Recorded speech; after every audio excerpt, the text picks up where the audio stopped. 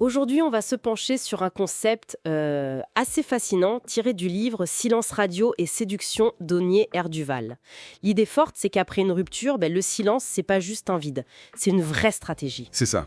Pas une simple absence de mots, mais quelque chose d'actif. Exactement. Et la promesse du livre, elle est, assez audacieuse. Utiliser le manque que ce silence crée, non pas pour punir l'autre, mais comme un levier. Un levier psychologique puissant. Un levier pour soi, d'abord. Pour retrouver son indépendance émotionnelle. Oui, voilà. Et potentiellement, ça peut aussi peut-être raviver l'intérêt de l'autre personne. C'est ça qui est contre-intuitif, non?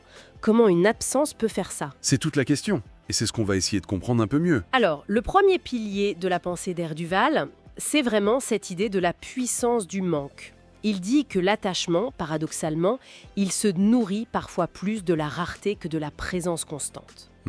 Pour lui, et je cite l'esprit de sa pensée, le manque est un outil plus puissant que n'importe quelle déclaration d'amour après une rupture. C'est fort quand même. Oui, c'est très fort.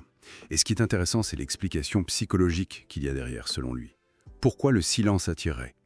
D'après le livre, notre cerveau a tendance à survaloriser ce qu'il a perdu, ce qui n'est plus là.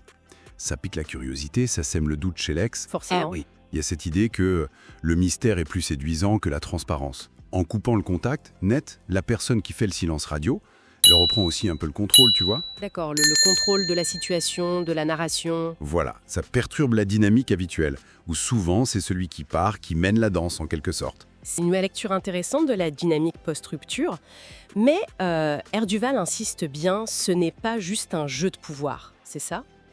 Il y a un deuxième point qui est fondamental, le silence comme une affirmation de soi. Absolument. Il le dit clairement aux substances, ce n'est pas une punition, c'est une déclaration d'indépendance émotionnelle. Exactement. Et ça, c'est crucial. C'est vraiment l'opposé de la dépendance affective, du fait de supplier, de s'accrocher, quoi. C'est ça. Et on touche là au cœur du message d'Erduval, qui est très centré sur l'amour-propre, finalement. Sa formule, c'est « se faire désirer commence par se choisir soi-même ». Donc, ce silence, c'est pas juste attendre passivement. Non, c'est un temps pour soi. Voilà. Le livre encourage vraiment à utiliser ce temps pour une vraie transformation personnelle. Il donne des conseils concrets pour travailler sur soi, physiquement, mentalement, se lancer dans de nouveaux projets. Se reconstruire, en fait. Oui, l'idée maîtresse, c'est que le silence radio n'est pas une pause, c'est un tournant. C'est une phase active pour devenir une meilleure version de soi. D'accord. Donc, on se concentre sur soi, on se transforme. Mais alors, si l'objectif incluait aussi une possible réconciliation, comment on gère la suite? Si l'ex refait surface ou si on veut renouer le contact, on fait comment? On casse le silence d'un coup? Mais non, justement, la subtilité, c'est la clé d'après Erduval. Si l'ex revient après cette période, il conseille de ne pas se jeter dessus, de ne pas retomber dans les anciens schémas. Le contact doit rester léger, un peu détaché, sans mettre de pression. Garder une certaine distance. Oui, et il y a cette idée très forte que ce n'est pas à l'ancienne personne que vous étiez de revenir vers l'ex. Non, c'est la nouvelle énergie, la confiance qu'on a regagnée, le changement qui doit attirer l'autre. Naturellement. Ah, j'aime bien cette idée. Comme il le dit, ce n'est pas à vous de revenir. C'est à votre nouvelle énergie de les attirer. C'est puissant comme approche. Ça met vraiment l'accent sur la transformation personnelle. Mais bon, soyons réalistes. Et si ça ne marche pas? Si, malgré toute cette transformation, l'ex ne revient pas? Est-ce que c'est un échec? Et c'est là que le livre propose un changement de perspective assez libérateur, je trouve. Si l'autre ne revient pas, ce n'est pas présenté comme un échec. Pas du tout. Au contraire. Ah oui? Comment ça? C'est vu comme une victoire personnelle. La preuve qu'on s'est libéré d'une relation qui, peut-être, ne nous convenait plus, qu'on a retrouvé sa force.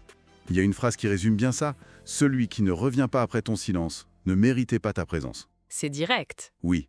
Donc, le but final, ça dépasse la simple reconquête. Le vrai but, c'est de devenir tellement bien dans sa peau, tellement magnétique par sa propre évolution, que le retour de l'ex devient presque secondaire. On change l'objectif en cours de route, en quelque sorte. C'est un peu ça. La séduction devient une conséquence de son propre développement. On ne séduit pas en courant après, on séduit en avançant sans attendre.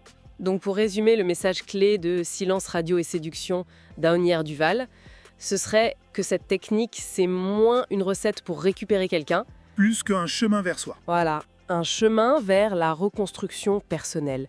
Une découverte du pouvoir du détachement, de l'indépendance, de l'amour-propre en fait. Tout à fait.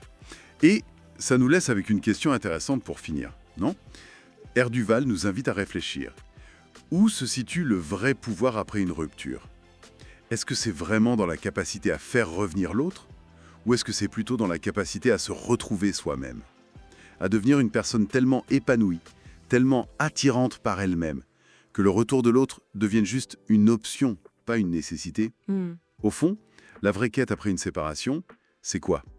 Retrouver l'autre ou trouver une version de soi qui n'a plus besoin d'attendre personne? Tiens, justement, ça me fait penser, j'ai une bonne nouvelle pour vous qui nous écoutez. On a analysé et condensé les meilleurs conseils tirés des 75 livres de référence sur la séduction dans un guide 100% gratuit que vous pouvez récupérer dans la description de cette vidéo.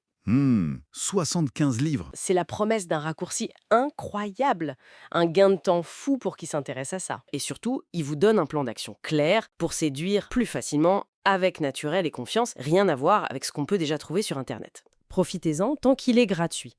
Si vous avez apprécié le contenu, n'hésitez pas à laisser un petit pouce en l'air et à vous abonner à notre chaîne YouTube pour ne rien manquer des prochaines vidéos. Pour ma part, je vous donne rendez-vous très bientôt pour une prochaine vidéo. En attendant, je vous souhaite une excellente fin de journée ou une agréable soirée et à très vite.